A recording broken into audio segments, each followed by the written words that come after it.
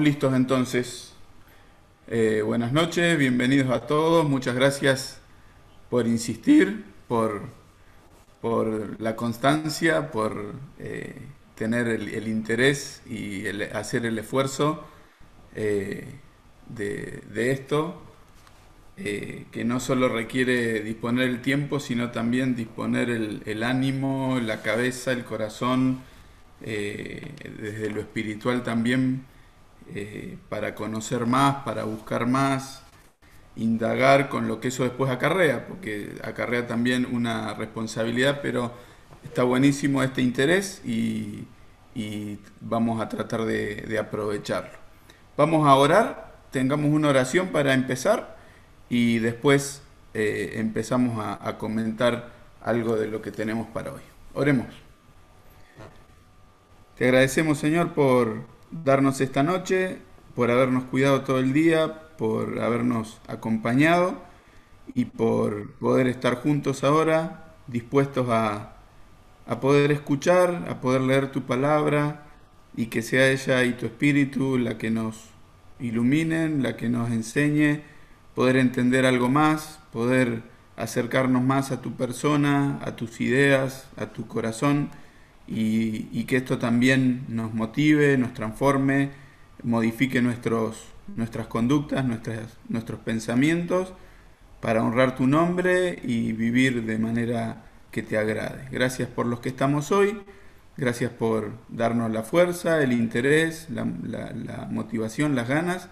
Ayúdanos para que sea de provecho y todos juntos podamos ayudarnos a crecer, a edificarnos en el conocimiento de la palabra. Te agradecemos por ser bueno con nosotros, te pedimos que nos tengas paciencia, nos enseñes, nos ayudes y hoy podamos salir fortalecidos y contentos de haber estado leyendo tu palabra. Te lo agradecemos todo, te lo pedimos en el nombre del Señor Jesús.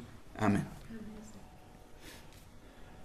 Bueno, tenemos la continuidad de nuestra materia, de nuestras clases. Hoy es la segunda, sería la tercera clase, pero el segundo encuentro de la materia Efesios, la carta a los Efesios, dentro del marco de las cartas paulinas, las cartas escritas por el apóstol Pablo. La semana pasada pudimos analizar básicamente el contexto histórico, más o menos dónde está inserta esta carta, este escrito, y pudimos más o menos esbozar, según lo que algunos han estudiado un poquito más en profundidad, cómo estarían organizadas estas cartas del apóstol Pablo. ¿Alguien se anima a compartir cuál era la organización en la que más o menos quedamos y cómo las clasificamos y dónde estaría nuestra carta que nos ocupa? A ver, ¿quién se anima? Hicimos una pequeña formulita, no es tan memotécnica, pero más o menos como para ayudarnos a acordarnos cómo era la clasificación. ¿Quién se acuerda? A ver, algún valiente. Y las cartas pastorales de primera, segunda y de Timoteo y Tito, las tempraneras, que eran la primera y segunda de Tesalonicenses, eh, Sí. las evangelísticas, si no me equivoco, eran primera y segunda de Corintios y Romanos, y las de la prisión, que eran Efesios, Filipenses, Colosenses y Filemón. Bien, y Gálatas estaría en el grupo de las evangelísticas. Ah, Ahora, bien. si las organizamos temporalmente, cronológicamente, el grupo que comentó Carlos, tenemos las dos primeras, las dos tempranas, primera y segunda tesalonicenses, escatológicas, tienen que ver con el futuro. Acuérdense, la venida del Señor, los eventos futuros, eran para cristianos que estaban recién empezando. Dos, las dos de tesalonicenses. A continuación, las cuatro teológicas o evangelísticas. Romanos, primera y segunda Corintios, Gálatas. ¿Sí? Gálatas, que ahí, cuando se estudió Gálatas también, estuvimos que hay diferentes criterios, la encuadramos ahí. Después del tiempo de los viajes misioneros, recordemos, el apóstol Pablo es encarcelado según lo que podemos nosotros pensar o determinar, vamos a decir, como para tener un criterio más o menos uniforme. Después pueden haber alguna diferencia, pero en la prisión de Roma, cuando el apóstol Pablo, después del viaje desde la tierra de Israel hasta Roma, está 2 años allí en la casa alquilada en Roma, que leemos en el último capítulo de Hechos, escribe estas 4 cartas que se llaman de prisión, que son Colosenses, Efesios, que son cartas hermanas, vamos a decir, tiene mucho en común, aunque el enfoque es distinto. Colosenses se enfoca bien al Señor Jesús y él cabeza, siendo por encima de todo, y Efesios, hablando del Señor Jesús, pero ligado a la iglesia. Efesios es una carta netamente para la iglesia. Tenemos Filemón, estas 3 cartas fueron enviadas juntas, y Filipenses, que es también carta de prisión que va a los hermanos de Filipos. Y por último, las cartas pastorales. Estas 3 últimas, primera y segunda Timoteo y Tito, son enviadas a una persona en particular, y la última, que es la de segunda de Timoteo, ya es en la segunda prisión del apóstol Pablo antes de que muriera. Así que con esta organización nosotros nos enfocamos ahora en nuestra carta a los hermanos en Éfeso, y como dijimos, se estima por las características de esta carta que era para los hermanos en Éfeso como primario, como receptores primarios, pero para las iglesias de alrededor, recordando que el apóstol Pablo hizo pie en Éfeso alrededor de 3 años, predicando el Evangelio, y de ahí como base de operaciones el Evangelio se desparramó por toda aquella zona. Entonces el apóstol les escribe, y hay un escritor que dice: en la tranquilidad o en lo reposado de la prisión, tiene tiempo para sintetizar, elaborar y formar esta carta que, más allá de que no es de las más extensas, tiene una profundidad y tiene una cantidad de conceptos, así como toda la palabra, ¿no?, que es inagotable.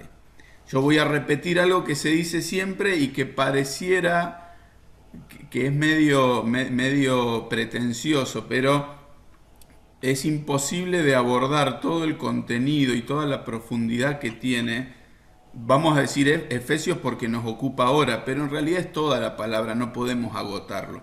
Y a veces pareciera, o quiere zafar para no ir tan profundo, o se quiere dar el pique de que hay mucho más y que sabe mucho más y que no. No, para nada. Simplemente decir que tenemos un paneo, tratamos de comentar, de buscar conceptos y buscar enseñanza, pero siempre profundizando encontramos más, y a medida que vamos más profundo hay más conceptos y más caudal de enseñanza. Así que nosotros ahora nos vamos a abocar, o el encuentro de hoy vamos a tratar de tener una visión panorámica y con algo de comentario de la parte doctrinal de esta carta. Recordemos, Efesios a grandes rasgos la podemos dividir en 2 grandes bloques.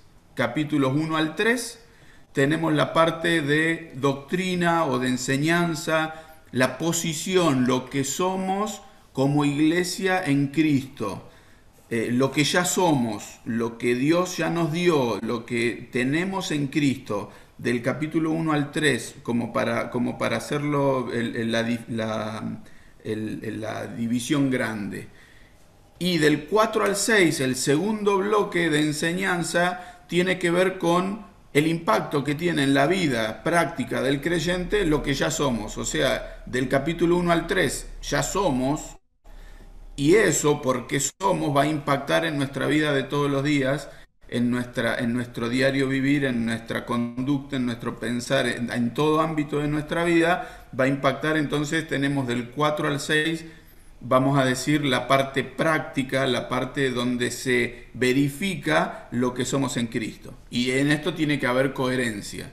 Si yo soy santo, elegido por Dios, se tiene que verificar en mi vida diaria que estoy apartado del pecado, apartado de la maldad, viviendo una vida que le agrade a Dios. Entonces tiene que haber correspondencia entre un concepto y otro. Por eso no decimos que lo doctrinal es teórico, sino que es doctrinal, es enseñanza, pero tiene impacto práctico en nuestra vida. Si yo me identifico con que no pertenezco al mundo, no pertenezco a este sistema, sino que soy hijo de Dios, estoy en otro plano, mi vida tiene que tener coherencia con esto. Entonces, nosotros habíamos quedado la clase pasada con un pequeño desafío, una pequeña tareita, que era intentar leer la carta, leerla de corrido, leerla en voz alta y tratar de encontrar puntos, tratar de encontrar algunas cosas que tuvieran como el hilo a lo largo de la carta. ¿Alguien lo pudo hacer? ¿Alguien identificó algo? Sin ir a lo extenso. Quisiera que si alguien lo hizo, espero que todos lo hicieron y los vecinos escucharon cómo leían en voz alta, me imagino. Yo lo que, Eh, yo, entonces encontrar algunas cosas. A ver, sí, Susi, a ver. yo lo que noto que, bueno, Efesios principalmente siempre habla en él, habiendo creído en él, todo eso siempre en Cristo, en él, o sea, noto como, bueno, en el 1:10 o en el 2:1 y él os dio vida, o sea, noto más o menos que denota mucho eso, Bien, eh, bien. esa parte. Excelente, excelente. Ahí ya tenemos un distintivo de Efesios, la persona de Cristo, la persona central de Cristo, que lo vamos a ver especialmente ahora en el capítulo primero. ¿Alguna otra cosa que pudieron notar? Yo pude ver que es la obra de Dios revelada en Cristo y que es un misterio revelado, el misterio que no pudieron ver los antiguos. Ajá, Habla mucho del misterio bien, revelado. bien. Tenemos otra Entonces, palabra clave para Efesios, misterio. Lo vamos a ver también, excelente. Después el que quiera, márquese en la Biblia dónde lo va repitiendo, porque no es una sola vez, sino en varios lugares. Perfecto. ¿Cuál otro? ¿Quién otro leyó y vio alguna otra cosa? También se repite para alabanza de su gloria o alabanza en los primeros capítulos y también noté varias veces que se nombra amor o amad. Bien, bien. Tenemos palabras claves también. En la primera parte lo vamos a ver acá, la alabanza de su gloria, que es un propósito, y amor también está regado por todos lados del amor. ¿Alguno más? Yo, Sí, bueno, Rosana. yo Eh, también, no, Perdón, Rosana, no a ver. sé quién seguía hablando. Rosana, no, no, Rosana, sí, dale. no, Roxana, vos primero. Ah, no, yo lo que me llamó mucho la atención fue que lo leí 2 veces o tres en la semana. Habla mucho sobre el conocimiento, la sabiduría y la inteligencia, y que después lo que me llamó la atención fue que Él va a alumbrar los ojos de vuestro entendimiento para conocer cuáles son las riquezas de gloria. Me llamó mucho la atención el conocer esto de la sabiduría, la inteligencia y que Él alumbre los ojos de nuestro entendimiento. Muy Eso es lo bien, que me llamó la atención. excelente. Este concepto lo ligamos con el misterio que decía Pedro. Un misterio y nos está hablando de poder conocer cosas, ¿no? Algo que estaba oculto, ahora conocerlo. ¿Quién más había levantado la mano? ¿Adri? Sí, la palabra gracia encontré varias veces y bueno, el desarrollo del concepto de gracia. Perfecto, muy bien. Yo, Excelente yo también. no sabía que había tarea, pero en la IGLE o con los adolescentes hemos visto y he tenido la oportunidad de leer Efesios, y en el capítulo 4 y 5 es ser hacedores, ¿no? Ser imitadores de él, ¿no? Viste que repite ahí Sed, en el capítulo 5 Sed, pues imitadores de Dios. En el capítulo 4 al 11, no andéis como son los gentiles, sino es nuevamente como que tenemos que ser imitadores de Cristo. Eso lo que veo, ¿no? Muy También. bien, muy bien. Hablando de lo que decíamos recién, del impacto de una cosa sobre la vida práctica. Muy bien. Susana, ¿algo más que querías Sí, agregar? no, claro, sí, lo que pasa es que me quedé con la mitad de las cosas que quería decir, bueno, que decir todo. Por eso, pero era un Eh, poquito cada uno también. No. por eso me callé, por eso. No, el libro de Efesios lo que habla mucho de esa palabra de escogidos y predestinados. Entonces, es un libro que es el que demarca, el único libro que más demarca predestinados y escogidos, o sea, por medio de la reconciliación de Cristo, ¿verdad? Bien, bueno, hay otros que hablan también, hay otros que se explayan, pero acá lo vamos a tener y vamos a tratar un poquito este tema. Bien, última oportunidad, ¿alguien más que quiera agregar algo, que quiera compartir? A mí, lo que es lectura de Efesios, es un peso. Es un peso lo que somos ahora, de dónde nos sacó, el capítulo 2 me demarca de dónde vengo. Pablo hace notar de dónde venimos, dónde estábamos y qué somos ahora en Cristo. Y es un peso, no es un peso, porque es tan grande la bendición y tan grande lo que Dios nos regala en la gracia, que cuando vos lo empezás a leer muy detalladamente lo que Dios ha hecho, es, es para llamar la atención y vivir una vida santa, Muy empezar a bien. hacer un esfuerzo. Eso es lo que a mí me... Bárbaro. Bueno, yo a esto agrego o quisiera aclarar que así como el Señor dijo que vamos a dar fruto por estar unidos a Él, esto es una consecuencia natural en el creyente. El vivir para el Señor y el vivir de manera santa debería ser un efecto y no un esfuerzo. ¿Sí? ¿Se entiende la idea? Tiene que ser un fruto. Al árbol no le cuelgan las manzanas para que dé fruto.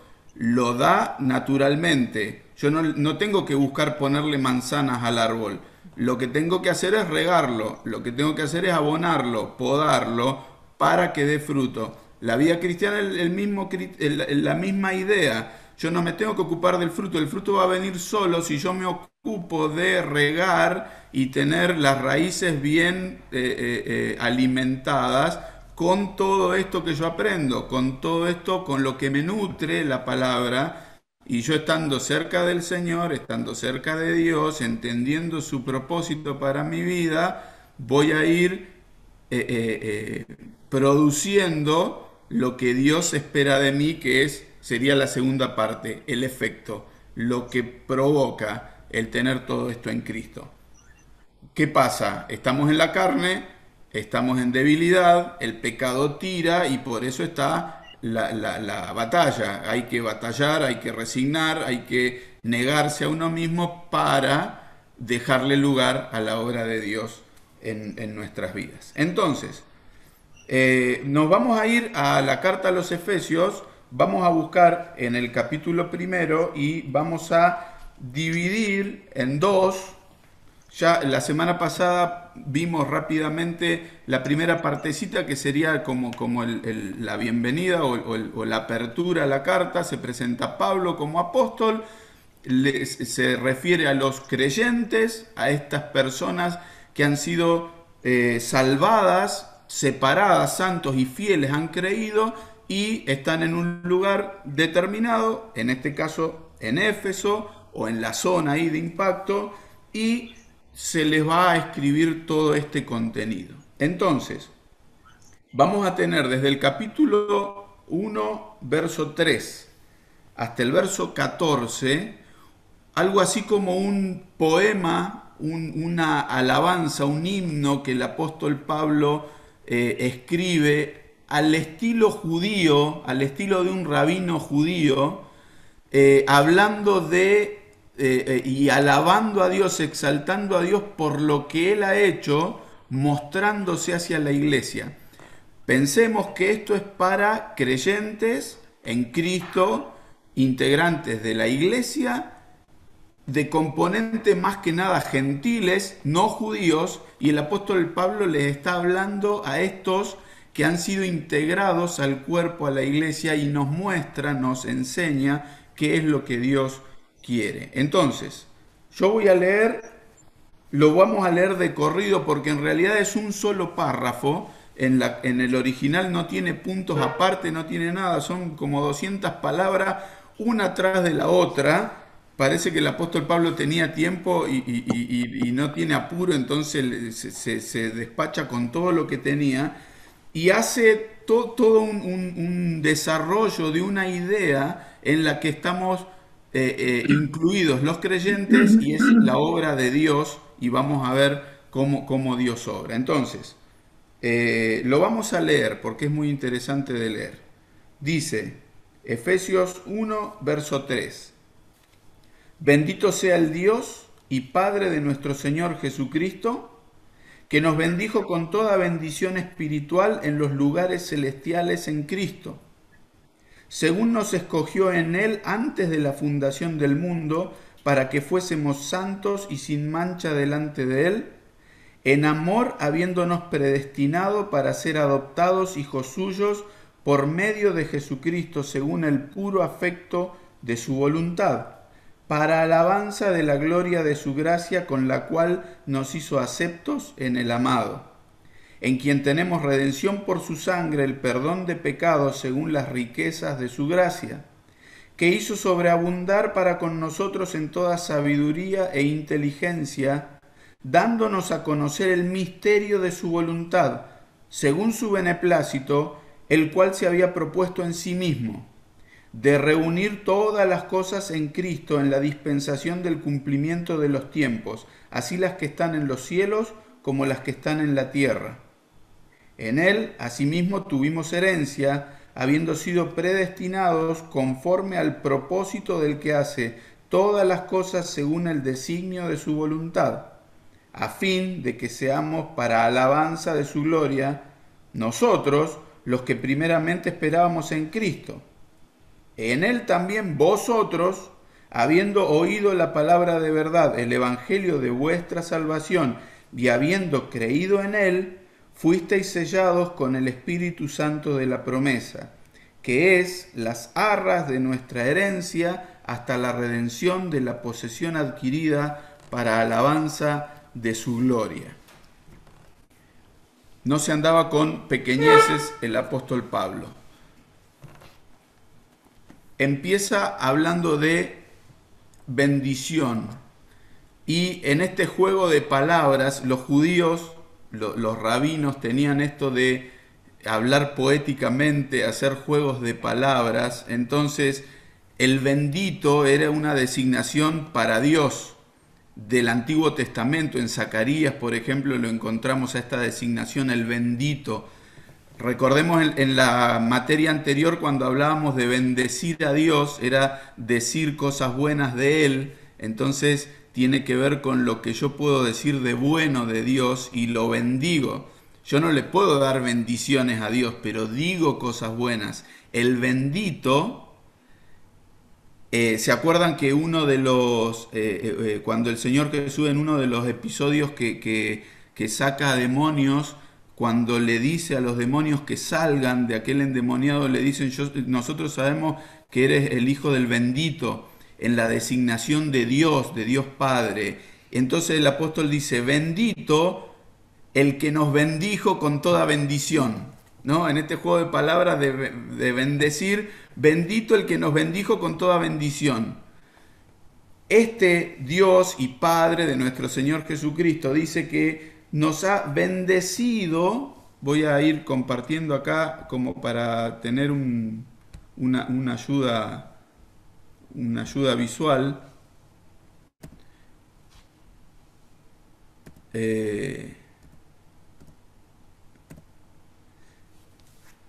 Dice que nos bendijo con toda bendición espiritual en los lugares celestiales en Cristo. Nos bendijo, nos dio todo lo que tenía para nosotros. Todo lo que tenía para bendecirnos nos fue dado, pero ya nos aparece esto de lo que charlábamos hace un momentito, en Cristo. No podemos sacar ni de este párrafo ni de nada de nuestra doctrina, de lo que tiene que ver en la iglesia, de la persona del Señor Jesucristo. Recordemos, el apóstol Pablo, un judío fanático, fariseo, ortodoxo, que se encuentra con Cristo, con Jesús, con el Señor Jesús glorificado. Se encuentra con él, ¿se acuerdan? Camino a Damasco, lo bajó del caballo, literalmente y metafóricamente, el Señor lo bajó del caballo y le dice: yo soy Jesús. Y el apóstol Pablo, o Saulo en ese momento, se encuentra que todo lo que él creía del Antiguo Testamento, toda la enseñanza heredada y recibida, ahora la puede asociar y encuentra toda la coherencia con este que es el Cristo, el Mesías. Entonces el apóstol Pablo en todos sus escritos, y especialmente en Efesios, va a hablar de Jesucristo, del Señor Jesús. No puede evadirse de Jesús, porque en el Señor Jesús está cifrado todo el cumplimiento de las escrituras en las que él creía. El apóstol Pablo no dejó de creer en todas sus convicciones del Antiguo Testamento. No es que renunció al judaísmo, lo desechó y ahora cristiano, entonces todo lo otro no sirve, como tendríamos que hacer nosotros si estuviéramos en algún tipo de religión o algo. Entonces hay que desechar todo lo que no sirve. Ahora el apóstol Pablo, ¿qué encuentra en Jesús? El cumplimiento de toda la profecía, el cumplimiento del plan de Dios de que nos habla, y ahora lo vamos a ver enseguidita. Entonces, Dios nos bendice con toda bendición espiritual. Fíjense que dice que nos bendijo. Esto es ya pasado, es una cosa que ya está. No es que tenemos que esperar una bendición, a ver cuándo el Señor nos dé algo. Ya está. Y habla de los lugares celestiales. Esto ninguno lo mencionó, pero esto de los lugares celestiales se va repitiendo también en la carta. Fíjense en el capítulo 1 también, en el verso 20, hablando del Señor Jesús, dice: sentándole a su diestra en los lugares celestiales.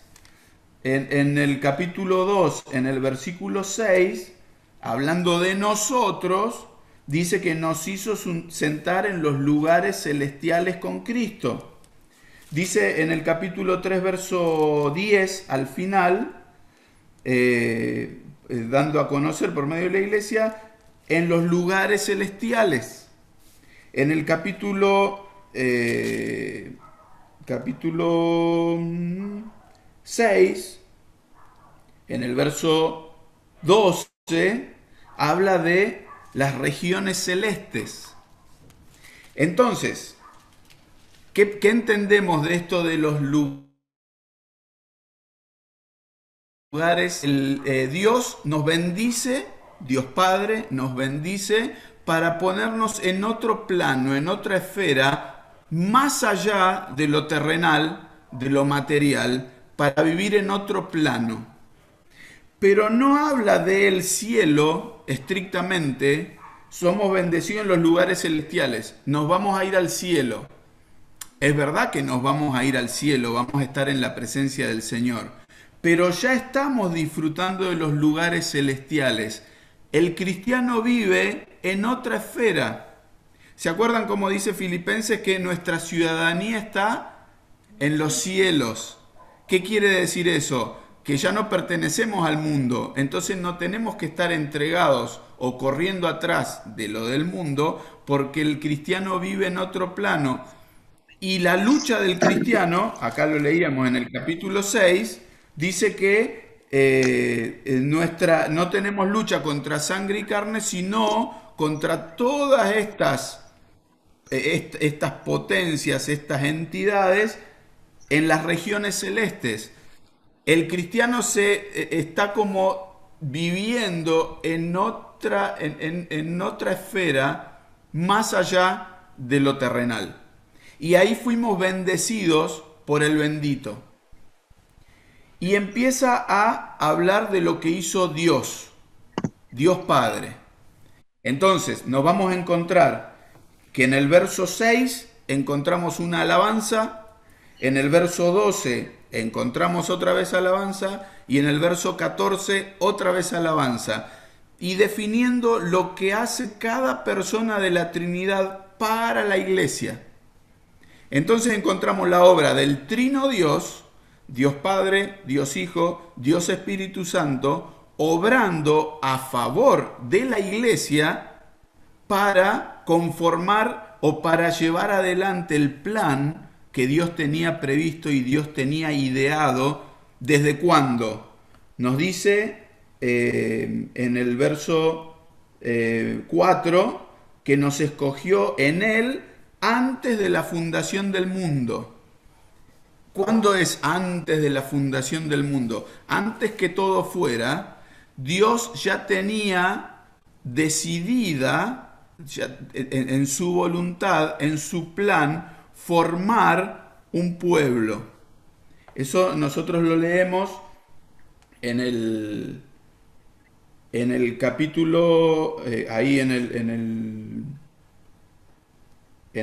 el capítulo 1, en el verso 5, dice, habiéndonos predestinado para ser adoptados hijos suyos. Hay una idea de Dios de que va a formar un pueblo, formar una familia también, y aquí en Efesios vamos a encontrar que la iglesia se la describe como un cuerpo, una familia, un reino, un nuevo hombre, un guerrero, un edificio, un templo, todas ideas que tienen que ver con este grupo de personas que Dios decidió en su voluntad formar en Cristo. Entonces, en primer término nos encontramos con esta palabra que en el verso 4, que Dios nos escogió en Él. Nos escogió en Él. Y acá, recordando cuando se cursó la materia soteriología, el tema de la elección. ¿Se acuerdan que había dos grandes vertientes? Una que tenía que ver con la enseñanza de Calvino, el calvinismo, que tenía que ver con la soberanía de Dios en la elección, y que él decía quién se salva y quién no, definitivamente, soberanamente. Y por el otro lado, el concepto de Arminio, el arminianismo, que tiene que ver con la libertad y el libre albedrío, la responsabilidad del ser humano, donde Jesús hace la obra y queda sujeto a la decisión del hombre de tomar la decisión, y que recién ahí se hace efectiva la salvación en aquel que cree. ¿Qué entendemos nosotros por la palabra? ¿Dios es soberano y cumple su voluntad? Sí, lo enseña la Biblia. ¿El hombre es responsable delante de Dios? ¿Elige? También lo enseña la Biblia. Vamos a buscar algunos pasajes como para recordar esta parte, porque Dios, aquí lo básico, lo que nos tiene que quedar claro o bien marcadito es esto, que Dios nos escogió en Él, en Cristo, antes de la fundación del mundo. Antes que naciéramos, antes que hubiéramos caído, antes que hubiéramos pecado, Dios nos eligió en Cristo, nos escogió. Hubo una elección de Dios en Cristo desde la eternidad pasada, ¿sí? Pero siempre en la esfera de estar en Cristo, aquellos que creyeran en Cristo. Notemos, a ver, le pido a alguno que quiera leer. A ver, vamos a buscar Hechos 10:34, por favor. Romanos 2:11. Y alguien que lea también Hechos 17:30. Los que quieran participar con la lectura, abren el micrófono, por favor. Hechos 10:34, Romanos 2:11, Hechos 17:30. Hechos 10:34 dice, entonces Pedro, abriendo la boca, dijo, en verdad comprendo que Dios no hace acepción de personas. Romanos 2:11. Porque no hay acepción de personas para con Dios. Bien, notemos este concepto que enseña la Biblia. Dios no hace diferencia. Para Él somos todos iguales, ¿sí? Recordemos que todos pecadores, todos necesitados, ¿sí? Ahora, dice que Dios nos eligió en Cristo. ¿A quién eligió entonces? A los que se iban a refugiar en Cristo, esta elección corporativa de la que hablábamos. Estos, los que iban a libremente y voluntariamente aceptar lo que Dios soberanamente impone. Porque Él dice, se salvarán los que crean en la palabra del Evangelio. Dice 30. Pero Dios, habiendo pasado por alto los tiempos de esta ignorancia, ahora manda a todos los hombres en todo lugar que se arrepientan. Bien, Dios manda, notemos que acá hay una cuestión imperativa de Dios, Dios manda que se arrepientan. La gente, por eso en esta enseñanza que tenemos que tratar de quizá no polarizar tanto, sino encontrar esa perfecta tensión que hay entre la soberanía de Dios, que Él decide porque es Dios y no le tiene que rendir cuentas a nadie, porque es Dios, evidentemente, y Él dispone en su voluntad que las personas accedan a la palabra del Evangelio. Nosotros, por nuestra condición de pecadores, estamos condenados. Esa es nuestra situación natural. Naturalmente estamos en pecado y condenados. Dios, por su voluntad, como leemos acá, elige, decide, por su definición soberana, salvar a aquellos que en Cristo se refugien, crean en Cristo. Recordamos Juan capítulo 3, el que cree tiene vida eterna. El que tiene al Hijo tiene vida eterna. El que no, el que rehúsa, sigue en su situación de condenación, o sea, no cambia su estado, cambia si cree. Dios soberanamente deja, permite, vamos a decir, que podamos acceder a lo que Él nos da, a lo que Él nos propone. Pero no hay mérito en el ser humano porque no puede. Entonces, en el segundo punto acá leemos en el verso 6 de Efesios que Él es dador de gracia. Gracia es un favor que Dios da, ¿no? Lo da porque es bueno y de favor, ¿no? Sin ninguna obligación de darlo, inmerecidamente. Entonces, Dios, por gracia, dice, para alabanza de la gloria de su gracia, Dios, por gracia, da la salvación. Ahora, en el verso anterior, en el verso 5, encontramos otra palabrita, también de las complicadas, que es predestinación. Predestinación tiene que ver, la palabra usada acá tiene que ver con horizonte, con algo que se proyecta. Entonces, está pensando, proyectando, ser adoptados, dice, en amor habiéndonos predestinado para ser adoptados. Esta es obra de Dios, que quiere adoptarnos. Adoptarnos es incorporar a la familia a alguien que no era de la familia, ¿no? Hay un comentario, lo leo de por acá. La adopción, dice, nos coloca legalmente en la posición de hijo, con sus derechos y obligaciones. En el tiempo del apóstol Pablo, un adoptado, uno que no era hijo natural, pero era adoptado, tenía derecho a compartir los dioses o la adoración de la familia. Cada familia estaba dedicada a algún dios de todos los dioses que tenían la cultura greco-romana. Entonces, podía acceder a eso, a esa sacra privata que era participar de ese culto familiar si eran legalmente incorporados. Bueno, Dios, nosotros no siendo naturalmente hijos de Dios por nuestro pecado, Dios en su voluntad nos predestina, nos proyecta para ser parte de su familia. Esto Él tenía pensado. ¿Cuándo se nos hace el problema a nosotros? En pensar cuándo fue esto. Dios sabía de antes, Dios lo decidió antes, nosotros cómo intervenimos. Pensemos, tengamos en cuenta que Dios vive en un eterno presente.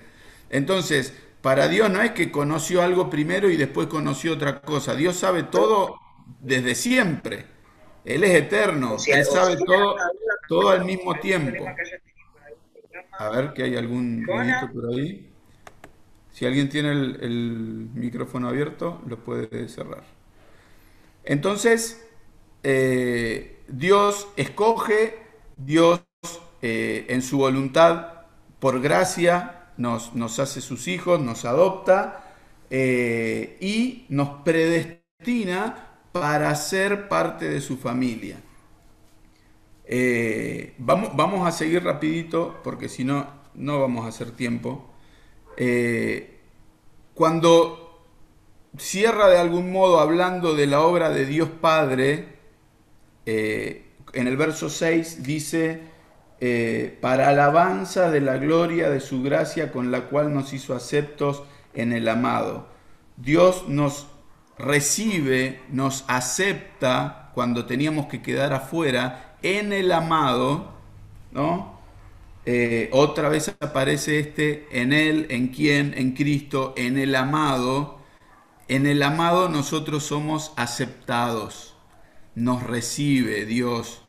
Y nos dice el verso 9, dándonos a conocer el misterio de su voluntad según su beneplácito. Me quería detener un momentito. Según su beneplácito quiere decir que Dios le produce placer, está contento con hacer esto con nosotros. A veces la imagen es de un Dios de juicio, ¿no? Con el rostro duro, adusto, serio, diciendo los tengo que salvar. Y la idea acá es que según su beneplácito Dios se complace en salvar a la humanidad. Está contento de integrar a su familia o de formar este pueblo que no era pueblo y que en el cumplimiento de los tiempos Dios está mostrando cuál era su voluntad, cuál es su voluntad, que es siempre en Cristo. Dice, y ahora tenemos desde el verso 7 la obra del Hijo, de Dios el Hijo. Dice, tenemos redención por su sangre, el perdón de pecados, según, otra vez, las riquezas de su gracia. Es tan grande el valor de su gracia, es tan infinito la riqueza que tiene esto, que por la sangre del Señor hemos sido redimidos y perdonados. Y esto, pensemos, en un fariseo, en un judío, hablar de sangre, hablar de redención, nos lleva al Antiguo Testamento y pensamos en aquel que se presentaba en el templo con un animal, le ponía la mano en la cabeza, moría el animal y transfería toda su culpa a la víctima esa inocente. Derramaba su sangre y esa sangre representaba, este muere por mi culpa. Hay una sustitución, hay sangre, entonces el pecado, la culpa, es limpiada. Eso que era en la antigüedad se remitía o se proyectaba como figura a lo que iba a ser el sacrificio del Señor y que iba a representar para nosotros ser redimidos, ser rescatados, ser comprados. Esta es la idea de redención, recordemos siempre, un rescate, un pago por algo, ¿no? La idea de redención era, por ejemplo, un esclavo, iba alguien con el dinero necesario, lo compraba, pero había un aditamento, algo más, que era comprarlo para él mismo, no comprarlo para después venderlo otra vez, comprarlo para que sea suyo, y a continuación comprarlo y liberarlo. El agorazo y el ex agorazo, sacarlo del circuito ese de la esclavitud, lo libera. Y había un pago que hacer. Y en ese pago es donde está cifrado el perdón de pecados para nosotros. ¿Por qué? Porque Dios en su justicia no podía aceptar no puede perdonar sin que se haga la justicia. Tiene que estar completo o tiene que estar compensado la demanda de su justicia con el precio. Entonces Dios, por el Señor Jesús, nos compra, nos perdona y nos libera. En el verso 9 sigue hablando de que el misterio, algo que estaba oculto y ahora es revelado, ¿cuál es la intención de Dios? Y tiene que ver con Cristo y tiene que ver con la iglesia. Esto que estaba oculto y que se dio a conocer en este tiempo. Dice el verso 9, dándonos a conocer el misterio. Este musterión, que es la palabra, es algo oculto y que es revelado. El misterio de su voluntad según su beneplácito, el cual se había propuesto en sí mismo. ¿Qué es lo que Dios tenía? ¿Cuál era el objetivo de Dios que estaba oculto en la antigüedad? Este es, el verso 10, reunir todas las cosas en Cristo en la dispensación del cumplimiento de los tiempos, así las que están en los cielos como las que están en la tierra. Este es el propósito final de Dios. Algunos en los libros le ponen el propósito cósmico, hablando de algo universal. ¿Qué es lo que Dios espera? Y que nosotros estamos en este tránsito.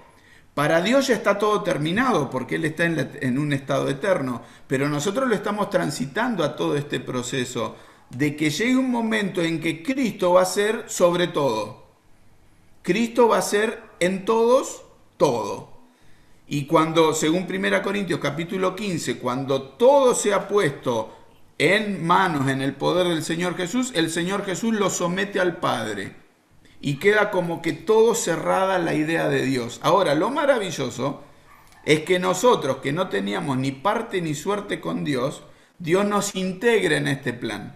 Dios nos incorpora, nos tiene en cuenta y dice, yo quiero que estos, por buscar a mi Hijo, por creer en mi Hijo Jesús, por aceptar la salvación que yo les ofrezco en Cristo, pueden estar integrados. Entonces, todas las cosas reunidas en Cristo es la iglesia, porque luego, si nosotros leemos en el capítulo 3, verso 4, leo desde el 3, como para ir adelantando un poquito, que por revelación me fue declarada el misterio, como antes lo he escrito brevemente, leyendo lo cual podéis entender cuál sea mi conocimiento en el misterio de Cristo. Hay un misterio de Dios que tiene que ver con Cristo, pero hay un misterio de Cristo. ¿Cuál es esto escondido en Cristo? Misterio que en otras generaciones no se dio a conocer a los hijos de los hombres, como ahora es revelado a sus santos apóstoles y profetas por el Espíritu. ¿Cuál es el misterio? Que los gentiles son coherederos y miembros del mismo cuerpo y copartícipes de la promesa en Cristo Jesús por medio del Evangelio. Un solo cuerpo, un solo grupo de personas, y no hay diferencias étnicas. No es que si sos gentil, si sos judío, si sos africano o de donde sea. Hay un solo grupo de personas. ¿Quiénes? Estos, los que están en Cristo, la iglesia. La iglesia. Entonces formamos parte de esta voluntad que Dios tenía guardada en su conocimiento y la da a conocer ahora por su Hijo. Entonces en Cristo nosotros tenemos la redención, el perdón, somos un pueblo, somos un grupo y tenemos herencia. Leo el 1:11, en él asimismo tuvimos herencia, habiendo sido predestinados conforme al propósito del que hace todas las cosas según el designio de su voluntad. Fijémonos cómo se va todo como mezclando, imbricando una cosa con la otra, porque nos habla de vuelta de la predestinación, del propósito y de su voluntad, del designio soberano de su voluntad. Dios hace lo que Él quiere porque es soberano. lo entendemos, lo creemos. Y en su designio, en su propósito, dice que nos da herencia en Cristo. Nos hace herederos con Cristo. Y cuando cierra esta parte, dice, a fin de que seamos para alabanza de su gloria, nosotros los que primeramente esperamos en Cristo. Notemos que ahora el apóstol Pablo habla de nosotros, los que primeramente esperamos en Cristo, y en el 3 empieza diciendo, en él también vosotros. Hay una diferenciación, lo notamos. Nosotros los que esperábamos, en él vosotros, ustedes. La iglesia de Éfeso estaba compuesta mayoritariamente por gentiles, no de extracto judío. Entonces dice, nosotros esperábamos al Mesías, históricamente esperábamos al Mesías, y ahora se revela que este que nosotros esperábamos de antes es el mismo en el que creyeron ustedes. Estamos en lo mismo, estamos metidos, y el apóstol Pablo está tratando de transmitirnos esta enseñanza. Somos una sola cosa, la iglesia del Señor es una sola, no hay diferencia. Por eso la otra vez cuando hablamos en Hechos de los Apóstoles, cuando la primera iglesia había de todos lados y todos estaban en comunión, no quiere decir que no había conflictos, porque los había, pero no había, bueno, vamos a hacer la iglesia de los de tal lado y nos hacemos nuestro grupito y nuestra iglesia. ¿Por qué? Porque todos compartían la misma fe, somos una sola cosa, no importa de dónde vengamos. Y ahora, cerrando con esto de la alabanza de su gloria, alaba de vuelta por la obra del Hijo, nos va a hablar de la obra del Espíritu Santo. El Trino Dios, ¿qué hace el Espíritu Santo? Dice que habiendo oído, verso 13, 1:13 de Efesios, habiendo oído la palabra de verdad, el evangelio de vuestra salvación, y habiendo creído en él, fuisteis sellados con el Espíritu Santo de la promesa, que es las arras de nuestra herencia hasta la redención de la posesión adquirida, otra vez, para alabanza de su gloria. Siempre es para alabanza de su gloria.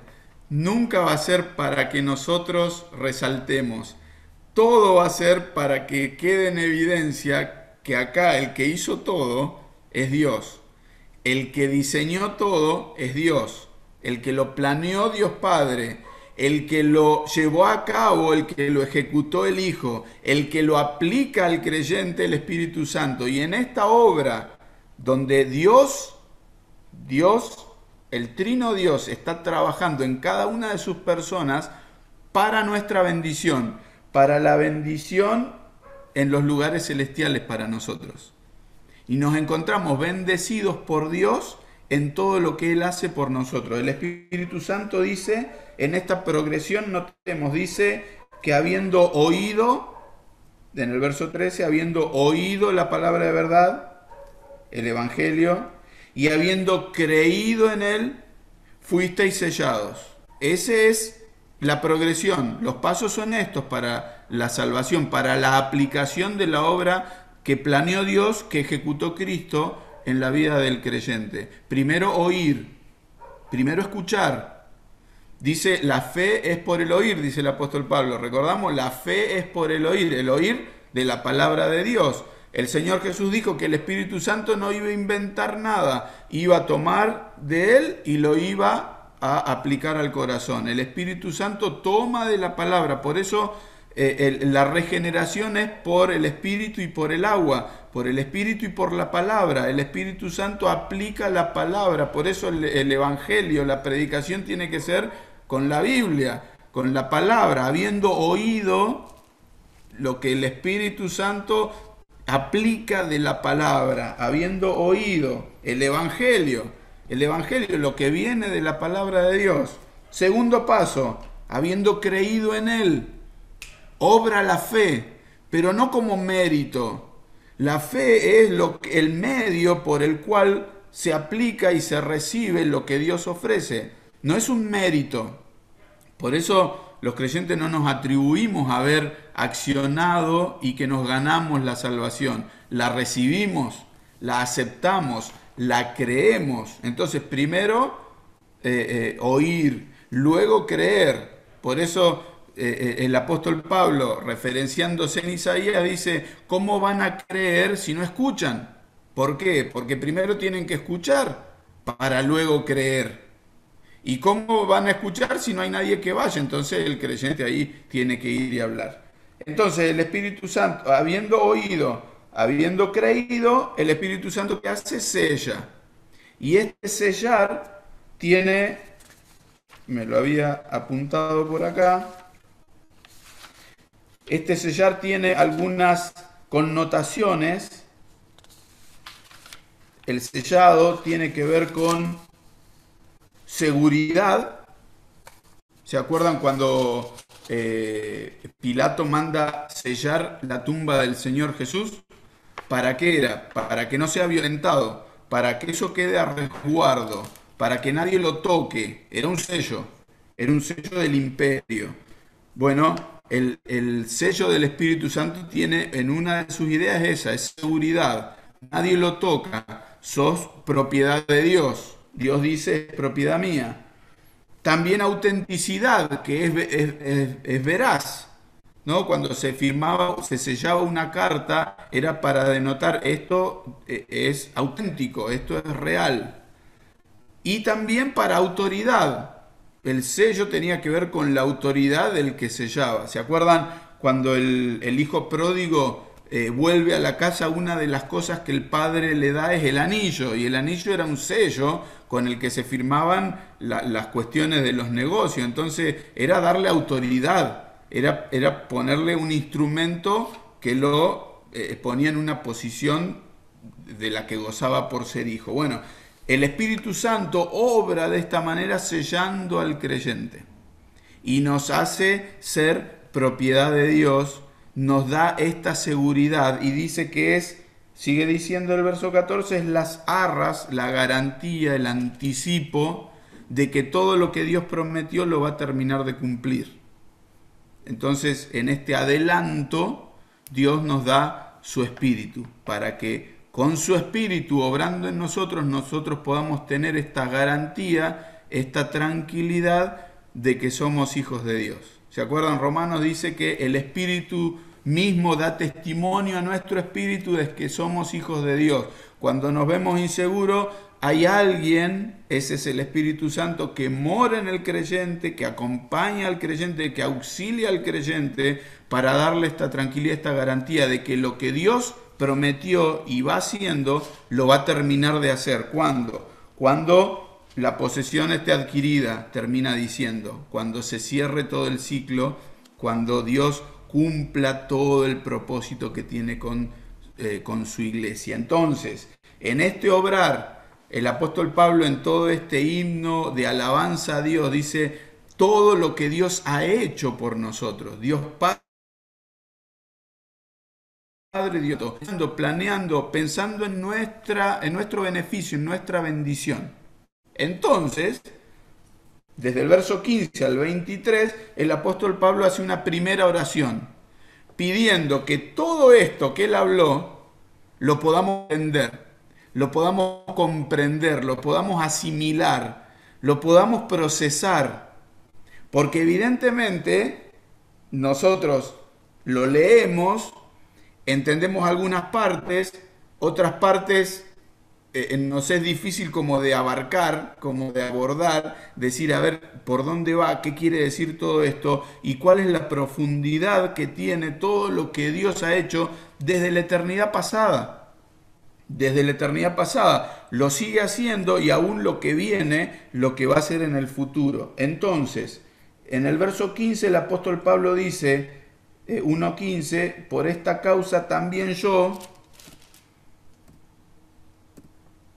y acá pongo este cuadrito para que lo tengamos, para que lo vayamos viendo, por esta causa, por todo lo que ha dicho, habiendo oído de vuestra fe en el Señor Jesús y de vuestro amor para con todos los santos. Recordemos, el apóstol Pablo vivió en Éfeso, ha compartido con los hermanos de Éfeso, vio cómo se convertían del ocultismo, de la magia, de la idolatría, del desenfreno sexual, vio cómo se convertían al Señor Jesús, vio cómo creían en Dios, vio cómo cambiaba su vida, cómo transformaba Dios su manera de pensar, vio los efectos del Cristo glorioso en los creyentes.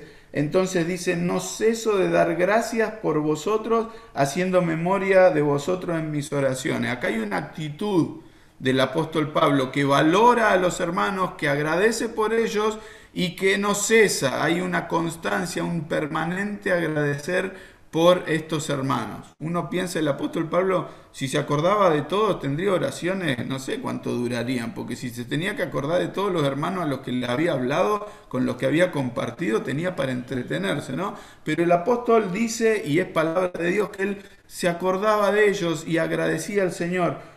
Y pide, notemos cuando nosotros pedimos por otro, notemos, no pide porque estén bien de salud, no piden para que tenga trabajo, no pide para que le vaya bien en los negocios. ¿Qué pide? Son pedidos espirituales, son cuestiones profundamente espirituales. Dice el verso 17, para que el Dios de nuestro Señor Jesucristo, el Padre de gloria, os dé espíritu de sabiduría y de revelación en el conocimiento de Él.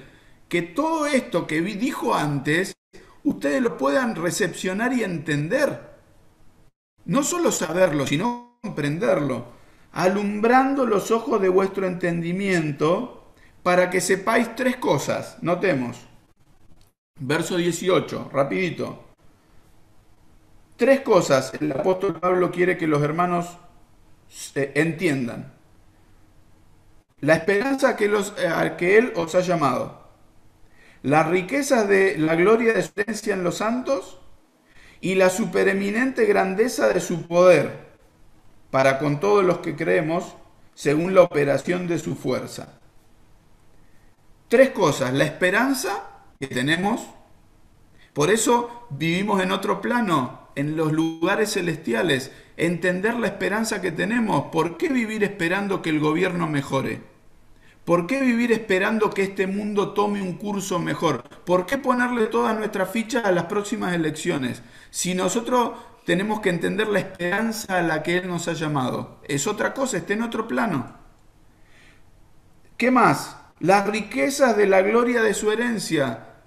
Cuando aspiramos a estar llenos, el Señor decía, busquen que sus tesoros estén en el cielo, porque donde esté vuestro tesoro va a estar vuestro corazón. ¿Dónde está tu tesoro? Las riquezas de la herencia, las riquezas esas, las de la gloria del cielo. ¿Y qué más? Notemos, dice, la supereminente grandeza de su poder. Supereminente es que está por encima de todo, ¿no? Por encima de todo. El poder que hizo que Cristo resucitase de los muertos, está obrando en el creyente. Entonces el apóstol Pablo ora al Señor que entiendan que el poder que levantó a Cristo de los muertos está en ellos. Y nosotros a veces como creyentes estamos pensando, no le voy a hablar al vecino porque no va a creer nunca. Y no entendemos que hay un poder obrando en nosotros. No es que nosotros tenemos el poder como He-Man. Yo tengo el poder. No, que Dios está obrando el poder, este poder que obró en resucitar a Cristo de los muertos, está en el creyente.